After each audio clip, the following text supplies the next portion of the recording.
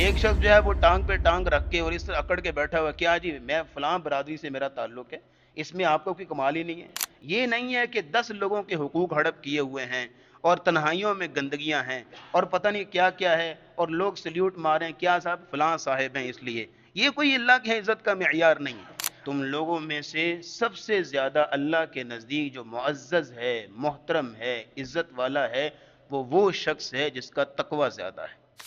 اب ایک آیت تو یہ ہوگی آپ کے سامنے سورہ مجادلہ کی، اسی طرح ایک دوسری آیت نوٹ کیجئے گا، پھر آپ کے سامنے پوری طرح جو پیغام ہے آج کے خطبے کا وہ نکھر کے انشاءاللہ سامنے آ جائے گا۔ یا ایہا الناس، سورہ حجرات، اے لوگو، انا خلقناکم من ذکر و انثی، ہم نے تمہیں ایک مذکر سے اور ایک مؤنث سے ہم نے تجھے پیدا کیا،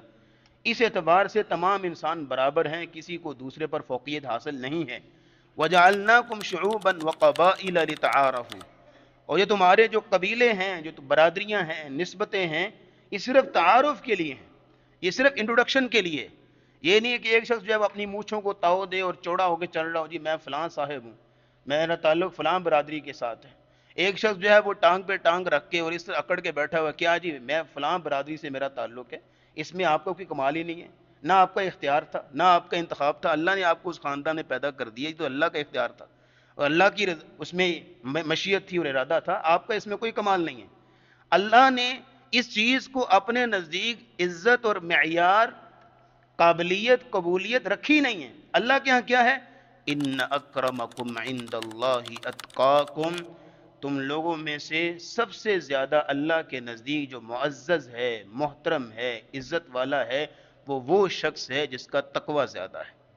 جس کا کردار زیادہ ہے، جس کا اخلاق اعلیٰ ہے، جس کے اعمال اچھے ہیں، جس کی عادات اچھی ہیں، جس کے خصائل اچھے ہیں، جس کا اٹھنا بیٹھنے کا انداز اچھا ہے، اور یہ ہے کہ جس کی خلوتیں جلوتیں پاک ہیں اور جس کے اعمال خوبصورت ہیں، اللہ کو پسندیدہ ہیں۔ اصل چیز یہ ہے، یہ نہیں ہے کہ 10 لوگوں کے حقوق ہڑپ کیے ہوئے ہیں اور تنہائیوں میں گندگیاں ہیں اور پتہ نہیں کیا کیا ہے اور لوگ سلیوٹ ماریں کیا صاحب فلاں صاحب ہیں اس لیے، یہ کوئی اللہ کی عزت کا معیار نہیں ہے۔ اب یہاں دیکھیے کہ 2 آیتیں میں نے آپ کے سامنے رکھی ہیں،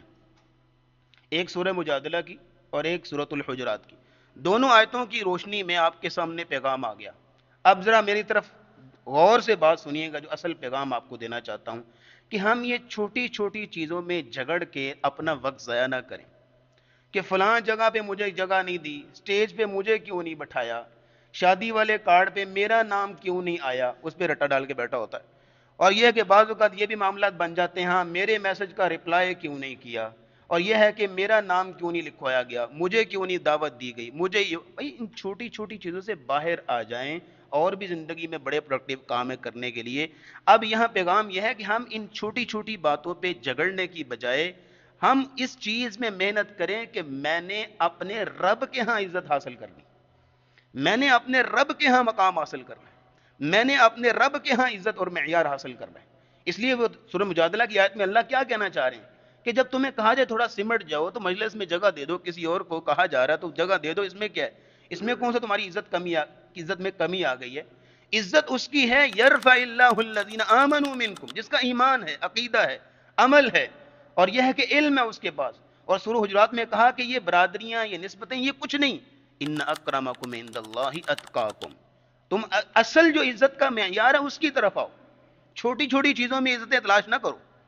بلکہ جو اللہ نے معیار اور کرائٹیریا رکھے ہیں ان میں اپنی عزت کو تلاش کرو۔